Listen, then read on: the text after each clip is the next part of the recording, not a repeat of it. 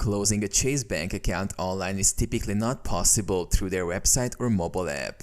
However, you can start the process online by submitting a request through the secure messaging feature. Here's how. Sign in. Log into your Chase online banking account using your username and password. Secure messaging. Navigate to the Secure Messages or Contact Us section, usually found under the Customer Service tab. Compose message. Select Send message and choose the topic related to account closure or account maintenance. Request closure. In the message, clearly state that you wish to close your Chase bank account. Provide your account details for identification purposes, including the account number and any other relevant information. Await response. After submitting your request, wait for a response from Chase. They may require additional verification or information before processing your request. Follow instructions. Chase will provide instructions on how to complete the account closure process. This may include mailing back any remaining checks, cutting up your debit cards, or transferring remaining funds to another account. Confirmation. Once the account closure is processed, Chase will confirm the closure via secure message or email.